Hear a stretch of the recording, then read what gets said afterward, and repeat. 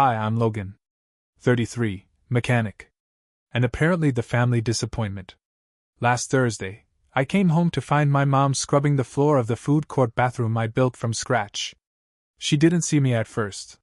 She was on her knees, muttering under her breath about tile grime and ungrateful children.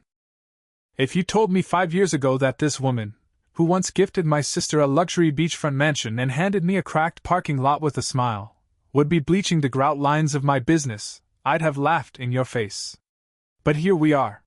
This whole mess started again 3 months ago, when Emily, my sister, the family's crown princess of passive aggression, got dumped by her crypto-millionaire fiancé in a very public scandal. I'm talking live-streamed breakup, screaming match on a yacht, a thrown mimosa, and the entire internet watching. Overnight she went from Beach House Barbie to tabloid train wreck. Her brand deals dropped her, her savings were frozen, turns out offshore isn't as bulletproof as she thought, and her beach house? Repossessed. So naturally, she came crawling. Not to apologize, of course. No.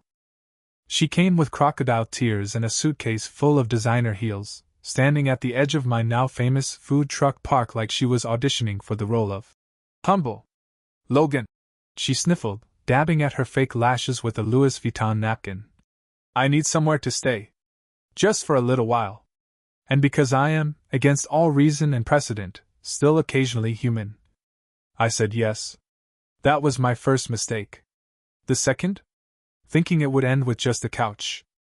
Because within a week, she'd brought in 3 boxes of throw pillows, demanded I install a cappuccino bar in the office, and tried to rebrand the taco truck as a gourmet street fusion experience. And then came the podcast. I walked in one morning to find a ring light, 2 microphones, and a neon sign that said, Parked Ambitions, Healing Your Inner Billionaire. It was hosted by Emily and Mom. I stood there, in stunned silence, as they introduced themselves like guests on a therapy cruise. Hi, I'm Emily, entrepreneur, former influencer, and survivor of generational trauma. Hi, I'm Judith, mother, healer, and part-time energy realignment coach. I should have kicked them out that second. Instead, I said 6 fateful words that would doom the next chapter of my life. Just, don't block the show cart. 2 weeks later, my food court had transformed into a battleground of passive-aggressive self-help slogans and unsolicited healing energy. Emily and Mom's podcast had exploded on social media, not for the reasons they hoped. Clips of them ranting about toxic younger siblings who weaponize boundaries and how to spiritually monetize your trauma were going viral, but as memes. People thought it was satire. It wasn't. And now I had lines of Gen Zs showing up ironically, holding "Cleanse me, Judith" signs, taking selfies with the emotional aura spray bar they set up next to the burger truck. To be fair, business was booming. But I knew it was a ticking time bomb. And then Emily dropped her bombshell. I want to open a store, she announced one night over takeout dumplings. She was wearing sunglasses indoors, dramatically sipping wine like a forgotten housewife from a soap opera. A store? I asked cautiously. She beamed. Not a store, Logan. A wellness boutique. Crystals, sage bundles, affirmation candles made from bees that only pollinate in the moonlight. Real high-vibe stuff. I stared at her. This is a taco park. She leaned in. But it could be so much more. Mom chimed in, uninvited as always. It's time to evolve, sweetheart. What's the point of healing if we don't scale it? I blinked. You want to scale healing? Emily clapped. Exactly. I even have a name, the Chakrateria. I wish I were kidding. To my horror, they already had a business plan. A poorly laminated, glitter-covered mood board disaster that included a full chakra cafe, guided journaling stations, and something called trauma lattes. No, I don't know what's in a trauma latte. I didn't ask. But the worst part? They wanted my corner lot, the one I'd reserved for an actual expansion, a second seating area and a proper kitchen. Emily, I said, trying not to combust, you're already living in my office. You've hijacked my Wi-Fi for your podcast, and I haven't had access to my own fridge in 4 days. You can't have my corner lot. She pouted. Logan, this could be huge. People love us. We're building a community. You're building a cult. I snapped. She gasped. Mom glared. That's hurtful, Logan. Words have energy. That night, I found a tiny amethyst crystal superglued to the hood of my truck. It had a note taped to it. For protection. Don't fight the universe. Love E. I should have kicked them both out. But then Emily went behind my back. She submitted a business registration form. For a wellness boutique. At my address. She forged my signature. And that's when I realized this wasn't about healing. This was a hostile takeover. I wish I could say I calmly confronted Emily like a mature adult. But no.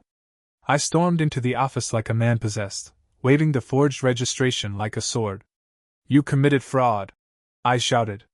Emily, mid-recording an episode titled, Forgiving Your Inner Saboteur, just looked up from her mic and said, Can we not do this while I'm on air? Oh, I'm very on air now, I snapped, grabbing her ring light and pointing it at my face like an interrogation lamp. You stole my name, my address, and filed it with the state like this place was yours. Emily blinked. I thought you'd be flattered. Flattered? I was at a pitch only dogs could hear. Mom peeked in from the kitchenette, holding a mug that said, Manifestation over manipulation. Sweetheart, she said gently, you're being aggressive. It's not very aligned.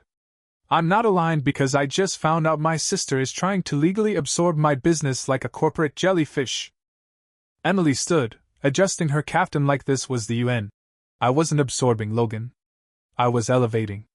You've been playing in the minor leagues. I'm offering you a real brand. I built this from a parking lot. And now it could be more than a parking lot. Imagine the Chakratiriya franchised. Vegas. Austin. Bali. You'd thank me one day. I was so angry I actually laughed.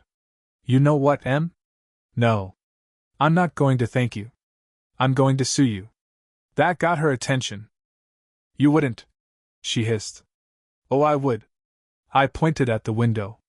And I've got footage of you assaulting me with a craft beer in front of 50 witnesses. You want to dance with a lawyer, be my guest. Mom gasped like I just threatened to kick a puppy. You'd throw your own family under the bus for this business? I looked her dead in the eye. You already threw me under it. I just learned to drive. The next morning, I did what I should have done months ago.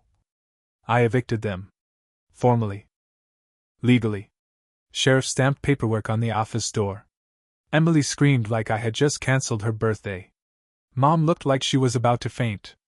I stood there, arms crossed, utterly unmoved. You have 72 hours, I said. Not a minute more. And then I turned and walked back into my food court to roaring applause from my staff, who, by the way, hated the aura mists.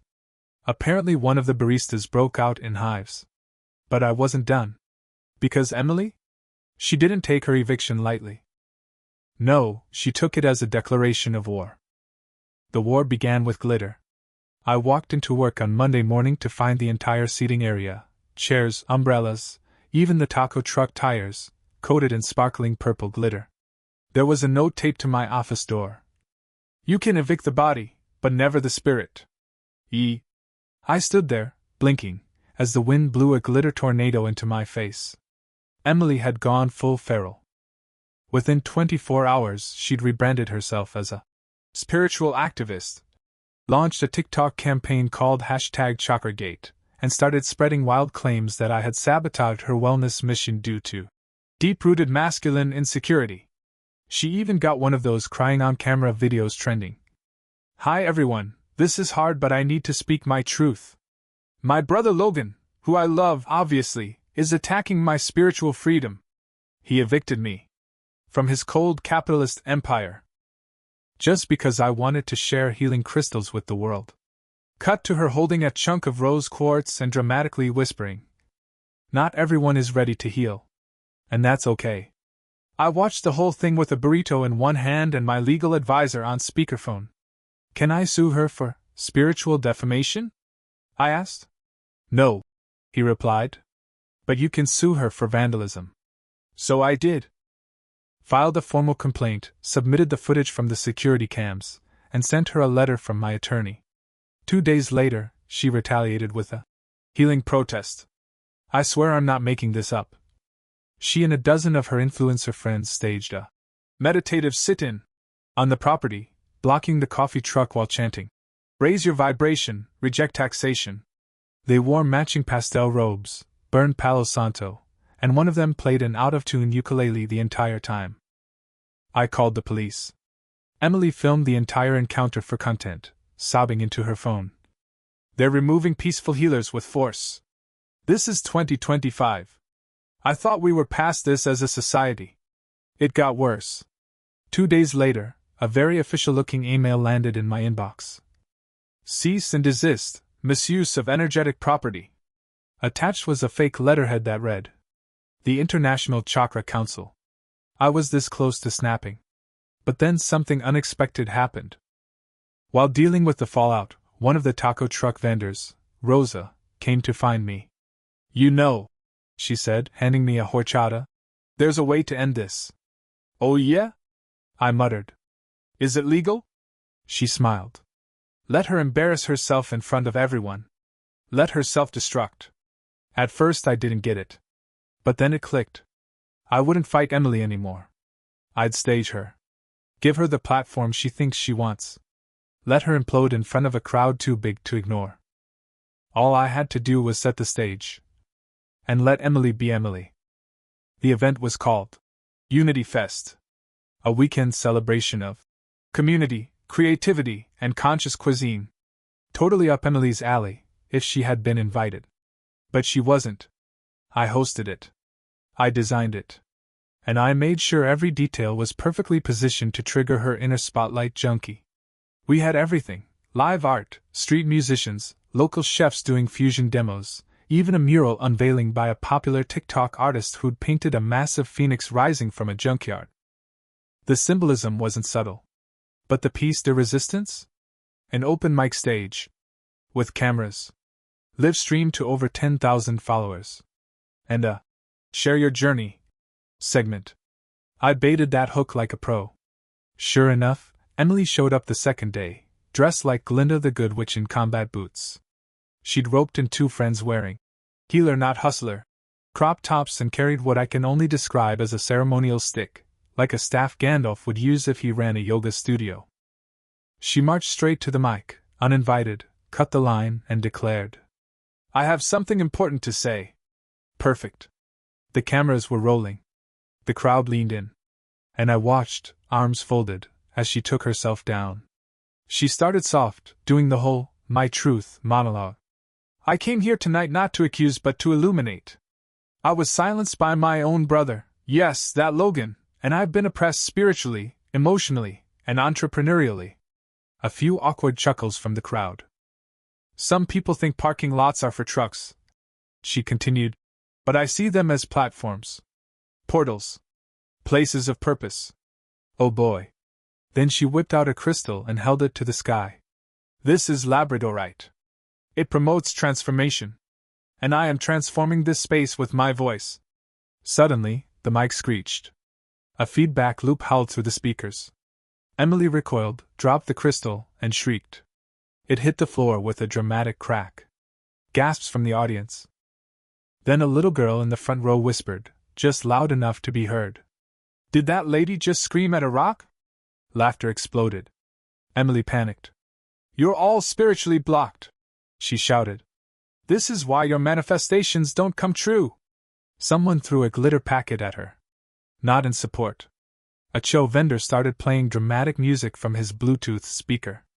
Emily tried to salvage it. "This was supposed to be healing." But by then, 2 of my security guards were already approaching. She looked at me. Desperate. Betrayed. "Logan, say something." So I stepped forward, took the mic, and said the most honest thing I'd ever said to her. "Emily, the mic is off." She froze. Looked down. The mic light was dark. Her whole rant had never been broadcast. The cameras? They'd been on a loop playing crowd shots. Not a single word of her meltdown went out to the internet. I had edited her out before she even began. Her face collapsed. And just like that, she turned and ran.